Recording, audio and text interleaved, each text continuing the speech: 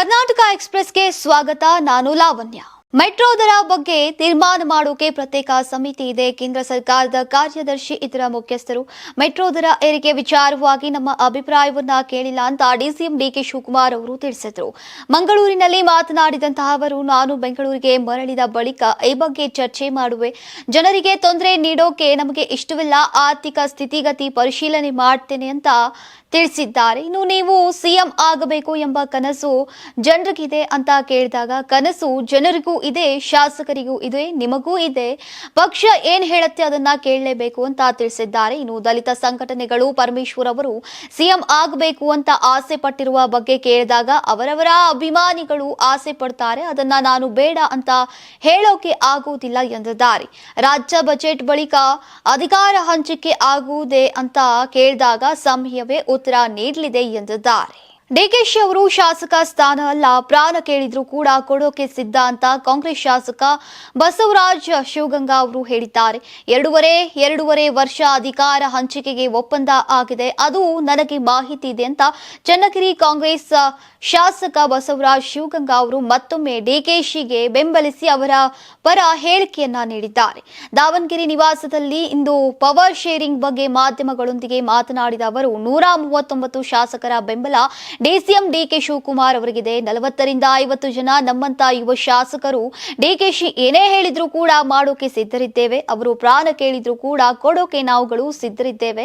ನನಗಿರುವಂತಹ ಮಾಹಿತಿಯ ಪ್ರಕಾರ ಅಧಿಕಾರ ಹಂಚಿಕೆ ಒಪ್ಪಂದ ಆಗಿದೆ. ಸಿಎಂ ಸಿದ್ದರಾಮಯ್ಯ ಅವರು 5 ವರ್ಷದ ತನಕ ಸಿಎಂ ಅಂತ ವಿಧಾನ ಪರಿಷತ್ ಸದಸ್ಯ ಯತೀಂದ್ರ ಸಿದ್ದರಾಮಯ್ಯ ಅವರು ಪದೇ ಹೇಳಿಕೆಯನ್ನ ನೀಡ್ತಾನೆ ಇದ್ದಾರೆ. ಈಗ ಯತೀಂದ್ರ ಸಿದ್ದರಾಮಯ್ಯ ಹೇಳಿಕೆಯನ್ನ ಪಕ್ಷದ ಹೈಕಮಾಂಡ್ ಗಮನಿಸಿದೆ. ರಾಹುಲ್ ಗಾಂಧಿ, ಮಲ್ಲಿಕಾರ್ಜುನ್ ಖರ್ಗೆ, ಪ್ರಿಯಾಂಕಾ ಗಾಂಧಿ ಇದ್ದಾರೆ. ಪಕ್ಷದಲ್ಲಿ ಅಧಿಕಾರ ಹಂಚಿಕೆಯ ಒಪ್ಪಂದ ಆಗಿದೆಯಾ ಇಲ್ವಾ ಅನ್ನೋದನ್ನ ಸ್ಪಷ್ಟಪಡಿಸಬೇಕು ಎಂದಿದ್ದಾರೆ. ಹೈಕಮಾಂಡ್ ಎಷ್ಟು ದಿನ ಮುಖ್ಯಮಂತ್ರಿ ಆಗಿ ಇರು ಅಂತ ಹೇಳ್ತಾರೆ, ಅಲ್ಲಿಯವರೆಗೆ ಸಿದ್ದರಾಮಯ್ಯ ಅವರೇ ಮುಖ್ಯಮಂತ್ರಿಯಾಗಿ ಇರ್ತಾರೆ ಅಂತ ಗೃಹ ಸಚಿವ ಡಾಕ್ಟರ್ ಜಿ ಪರಮೇಶ್ವರ್ ಅವರು ತಿಳಿಸಿದ್ದಾರೆ. ನಮ್ಮ ತಂದೆಯೇ 5 ವರ್ಷ ಸಿಎಂ ಎಂಬ ಯತೀಂದ್ರ ಸಿದ್ದರಾಮಯ್ಯ ಹೇಳಿಕೆ ಅವರ ವೈಯಕ್ತಿಕ. ಹೈಕಮಾಂಡ್ ಏನು ತೀರ್ಮಾನ ಮಾಡುತ್ತೋ ಈಗ ಅದೇ ಅಂತಿಮ ಅಂತ ಗೃಹ ಸಚಿವ ಡಾಕ್ಟರ್ ಜಿ ಪರಮೇಶ್ವರ್ ಅವರು ತಿಳಿಸಿದ್ದಾರೆ. ಇನ್ನು ಮೈಸೂರಿನಲ್ಲಿ ಮಾಧ್ಯಮಗಳ ಜೊತೆ ಮಾತನಾಡಿದ ಅವರು, ನಮ್ಮ ತಂದೆಯೇ 5 ವರ್ಷ ಸಿಎಂ ಎಂಬ ಯತೀಂದ್ರ ಸಿದ್ದರಾಮಯ್ಯ ಅವರ ಹೇಳಿಕೆ ಕುರಿತು ಪ್ರತಿಕ್ರಿಯೆ ನೀಡಿದ್ದಾರೆ. ಯತೀಂದ್ರ ಯಾವ ಮಾಹಿತಿಯನ್ನ ಪಡೆದು ಹೇಳಿದ್ರು ಗೊತ್ತಿಲ್ಲ. ಅಂತಿಮವಾಗಿ ಹೈಕಮಾಂಡ್ ತೀರ್ಮಾನ ಮಾಡುತ್ತೆ. ಸದ್ಯಕ್ಕೆ ಹೈಕಮಾಂಡ್ ಎಲ್ಲವನ್ನ ಗಮನಿಸ್ತಾ ಇದೆ. ನಮ್ಮಲ್ಲಿ ಯಾವುದೇ ಗೊಂದಲಗಳಿಲ್ಲ. ಮಾಧ್ಯಮಗಳು ಗೊಂದಲ ಅಂತ ಹೇಳ್ತಿದ್ದಾರೆ ಅಷ್ಟೇ. ಗೊಂದಲ ಇದ್ರೆ ಸಿಎಲ್ಪಿ ಸಭೆಯಲ್ಲಿ ಗೊತ್ತಾಗ್ತಾ ಇತ್ತು. ಮೊನ್ನೆ ನಡೆದಂತಹ ಸಭೆಯಲ್ಲೂ ಯಾರು ಏನೂ ಹೇಳಿಲ್ಲ. ನಮ್ಮಲ್ಲಿ ಯಾವ ಗೊಂದಲವೂ ಇಲ್ಲ. ಸಿಎಂ ಬಜೆಟ್ ಮಂಡನೆ ಮಾಡೋಕೆ ಈಗ ಸಿದ್ಧತೆಯನ್ನ ನಡೆಸುತ್ತಿದ್ದಾರೆ ಎಂದಿದ್ದಾರೆ. ವಿಧಾನಸಭೆಯ ಮುಂದಿನ ಚುನಾವಣೆಯಲ್ಲೂ ಜೆಡಿಎಸ್ ಬಿಜೆಪಿ ಮೈತ್ರಿ ಮುಂದುವರಿಯಲಿದೆ. ಮೈತ್ರಿ ಅನಿವಾರ್ಯವಾಗಿದೆ ಅಂತ ಬಿಜೆಪಿ ಕೇಂದ್ರ ಸಂಸದೀಯ ಮಂಡಳಿ ಸದಸ್ಯ ಬಿಎಸ್ ಯಡಿಯೂರಪ್ಪ ಅವರು ಸ್ಪಷ್ಟನೆ ನೀಡಿದ್ದಾರೆ. ನಗರದಲ್ಲಿ ಶುಕ್ರವಾರ ಸುದ್ದಿಗಾರರೊಂದಿಗೆ ಮಾತನಾಡಿ, ಮೈತ್ರಿ ಕುರಿತು ಈಗಾಗಲೇ ನವದೆಹಲಿಯಲ್ಲಿ ಎಚ್ಡಿ ದೇವೇಗೌಡ, ಎಚ್ಡಿ ಕುಮಾರಸ್ವಾಮಿ ಬಳಿ ಮಾತನಾಡಿ ಆಗಿದೆ ಅಂತ ಹೇಳಿದ್ದಾರೆ. ಮೆಟ್ರೋ ಪ್ರಯಾಣ ದರ ಹೆಚ್ಚಳ ಸರಿಯಲ್ಲ.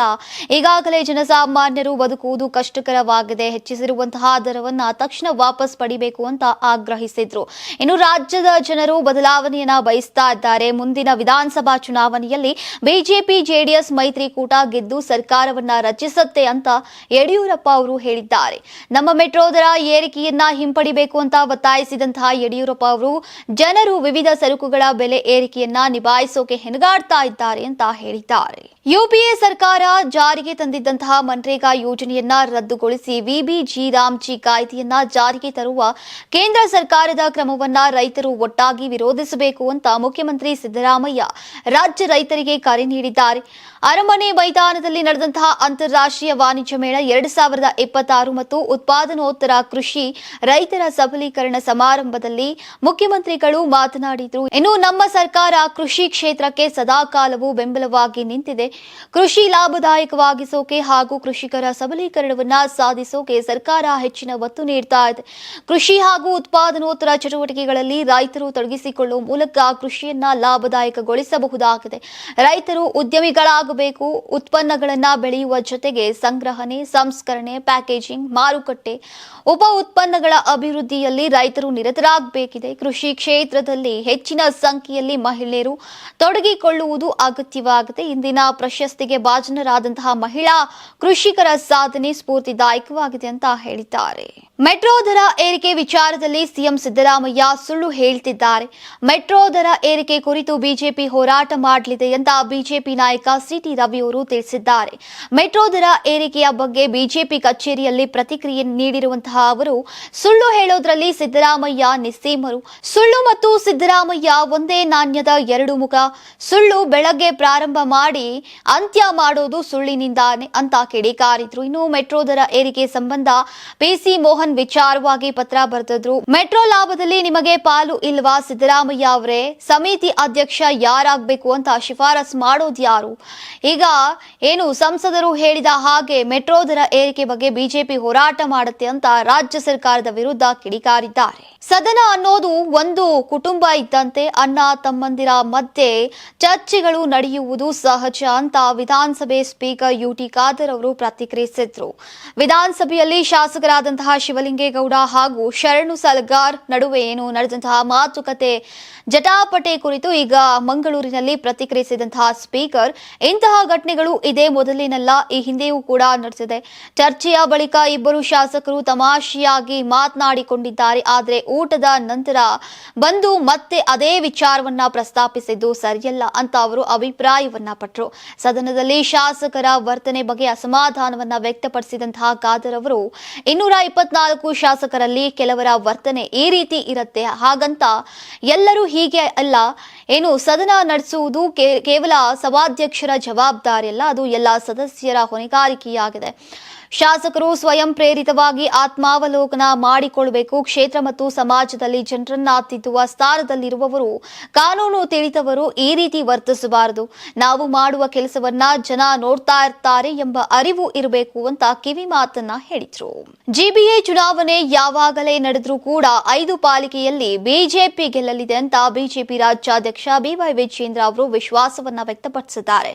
ಬಿಜೆಪಿ ಕಚೇರಿಯಲ್ಲಿ ಜಿಬಿಎ ಚುನಾವಣೆ ವಿಚಾರವಾಗಿ ಈಗ ಚುನಾವಣೆ ಉಸ್ತುವಾರಿ ರಾಮ್ ಮಾಧವ್ ನೇತೃತ್ವದಲ್ಲಿ ಮಹತ್ವದ ಸಭೆ ನಡೆಯಿತು. ಸಭೆ ಬಳಿಕ ಸುದ್ದಿಗೋಷ್ಠಿಯನ್ನ ನಡೆಸಿ ಮಾತನಾಡಿದಂತಹ ವಿಜೇಂದ್ರ, ಜಿಬಿಎ ಚುನಾವಣೆ ಯಾವತ್ತೇ ನಡೆದ್ರೂ ಕೂಡ ನಾವು ಗೆದ್ದೇ ಗೆಲ್ತೀವಿ ಅಂತ ಚರ್ಚೆ ಮಾಡಿದ್ದೇವೆ. 5 ಮಹಾನಗರ ಪಾಲಿಕೆಗಳಲ್ಲಿ ಗೆಲ್ಲುವ ಅವಕಾಶ ಇದೆ. ಆದಷ್ಟು ಬೇಗ ಅಭ್ಯರ್ಥಿಗಳನ್ನ ಆಯ್ಕೆ ಮಾಡಬೇಕು.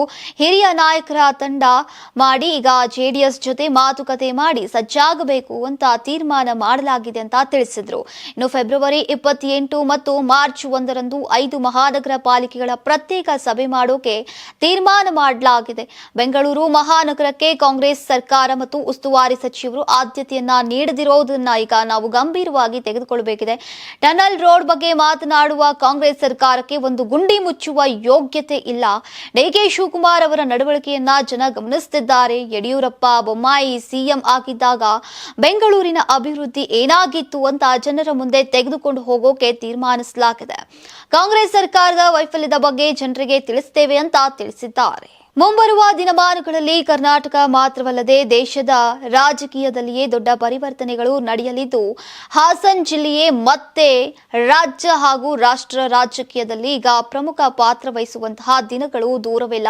ಪ್ರಧಾನಿಯಾಗ್ಲಿ ಅಥವಾ ಮುಖ್ಯಮಂತ್ರಿಗಳಾಗ್ಲಿ ಹಾಸನದೊಳಗಿಂದಾನೇ ಹೊರಬರುವಂತಹ ಸಾಧ್ಯತೆ ಇದೆ ಅಂತ ಗಜೇಂದ್ರಗಡದ ತಳ್ಳಿಹಾಳ ಸಂಸ್ಥಾನ ಕೋಡಿಮಠದ ಕಾಲಜ್ಞಾನ ಬ್ರಹ್ಮ ಸದ್ಗುರು ವಿಶ್ವ ಕಾಲಜ್ಞಾನ ಶಿವಯೋಗಿ ಭವಿಷ್ಯವನ್ನ ನುಡಿಸಿದ್ದಾರೆ.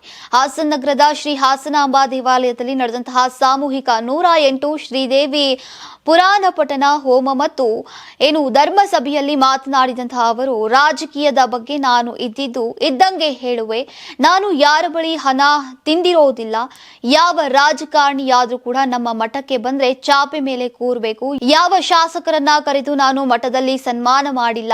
ಹಣ ಕೊಡುವಂತ ಯಾರ ಬಳಿ ಕೂಡ ಕೈ ಒಡ್ಡಿ ಬೇಡಿಲ್ಲ. ಸಮಾಜವನ್ನ ತಿದ್ದಿ ಶುದ್ಧವಾಗಿ ಬದುಕು ಮಾಡುವಂತೆ ಈಗ ನಾವು ಸರಿಯಾಗಿ ಕಲಿಸಬೇಕು. ಅವರಿಂದ ದಕ್ಷಿಣೆ ಬಯಸುವ ಸ್ವಾಮೀಜಿಗಳು ಅಧಿಕಾರಿಗಳು ನಾವಾಗಬಾರದು ಅಂತ ಬೇಸರವನ್ನ ಹೊರಹಾಕಿದ್ದಾರೆ. ಪೋಡಿ ದುರಸ್ತಿ ಮಾಡೋಕೆ ನನ್ನ ಭೂಮಿ ಎಂಬ ಕಾರ್ಯಕ್ರಮ ಆರಂಭ ಮಾಡಿದ್ದೇವೆ ಅಂತ ಕಂದಾಯ ಸಚಿವ ಕೃಷ್ಣ ಬೈರೇಗೌಡ ಅವರು ತಿಳಿಸಿದ್ದಾರೆ.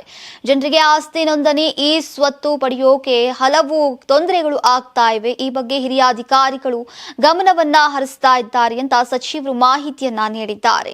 ನಗರದಲ್ಲಿಂದು ಮಾಧ್ಯಮಗಳೊಂದಿಗೆ ಮಾತನಾಡಿದಂತಹ ಅವರು 2013ರಿಂದ 2018 ತನಕ ರಾಜ್ಯದಲ್ಲಿ 5840 ಪ್ರಕರಣಗಳನ್ನ ಪೋಡಿ ದುರಸ್ತಿ ಮಾಡಲಾಗಿದೆ. 2018ರಿಂದ 2023 ನಡುವೆ 8500 ಪೋಡಿ ಪ್ರಕರಣ ದುರಸ್ತಿ ಮಾಡಲಾಗಿದೆ. ಈಗ ನನ್ನ ಭೂಮಿ ಆರಂಭ ಮಾಡಿ 1 ವರ್ಷವಾಯಿತು. ಈ 1 ವರ್ಷದಲ್ಲಿ 1,89,000 ಪೋಡಿಯನ್ನ ಕೈಗೆತ್ತಿಕೊಂಡಿದ್ದೇವೆ. ಮುಂಬರುವ ದಿನಗಳಲ್ಲಿ ಒಟ್ಟು 3 ಲಕ್ಷ ಪೋಡಿ ದುರಸ್ತಿ ಮಾಡುವಂತಹ ಗುರಿ ಹೊಂದಿದ್ದೇವೆ ಎಂದಿದ್ದಾರೆ. ಇನ್ನು ಜನರಿಗೆ ಆಸ್ತಿ ನೋಂದಣಿ ಈ ಸ್ವತ್ತು ಪಡೆಯೋಕೆ ಹಲವು ತೊಂದರೆಗಳು ಆಗ್ತಾ ಇರುವುದನ್ನ ಒಪ್ಪಿಕೊಳ್ತೇನೆ. ರಾಜ್ಯದ ಎಲ್ಲಾ ಕಡೆ ಈ ಸಮಸ್ಯೆ ಇದೆ. ಸಮಸ್ಯೆ ಗುರುತಿಸಿ ಪಟ್ಟಿ ಮಾಡಿ ಇರುವಂತಹ ಏನು ಸಮಸ್ಯೆಯನ್ನ ಬಗೆಹರಿಸ್ತೇವೆ. ಇದಕ್ಕಾಗಿ ಹಿರಿಯ ಅಧಿಕಾರಿಗಳು ಗಮನವನ್ನ ಹರಿಸ್ತಾ ಇದ್ದಾರೆ ಅಂತ ಕೃಷ್ಣ ಬೈರೇಗೌಡ ಅವರು ಮಾಹಿತಿಯನ್ನ ನೀಡಿದ್ದಾರೆ. ಯಾರಾಗ್ತಾರೆ ಎಂಎಲ್ಎ ಅಭ್ಯರ್ಥಿ 2028 ಶೀಘ್ರದಲ್ಲೇ. ಪ್ರತಿದಿನ ಒಂದೊಂದು ಕ್ಷೇತ್ರದ ಟಿಕೆಟ್ ಆಕಾಂಕ್ಷಿಗಳ ಸಂಪೂರ್ಣ ಮಾಹಿತಿ ಪೊಲಿಟಿಕಲ್ ಜರ್ನಲಿಸ್ಟ್ KM ಶಿವಕುಮಾರ್ ಅವರಿಂದ. ಕರ್ನಾಟಕದ ನಂಬರ್ 1 ಡಿಜಿಟಲ್ ಮೀಡಿಯಾ ನಿಮ್ಮ ನೆಚ್ಚಿನ ಕರ್ನಾಟಕ ಟಿವಿಯಲ್ಲಿ ಮಾತ್ರ. ನೀವು ಸಣ್ಣ ಆಗ್ಬೇಕಲ್ವಾ? ಅದು ಒಂದು ಉತ್ತಮ ಆಹಾರದಿಂದ ಸಣ್ಣ ಆಗ್ಬೇಕಲ್ವಾ? ಪ್ರತಿದಿನ ನಮ್ಮ ಜೀನಿ ಸ್ಲಿಮ್ ನ ಯೂಸ್ ಮಾಡಿ ಯಾವುದೇ ಸೈಡ್ ಎಫೆಕ್ಟ್ ಇಲ್ದಂಗೆ ನೀವು ಸಣ್ಣ ಆಗ್ತೀರಾ.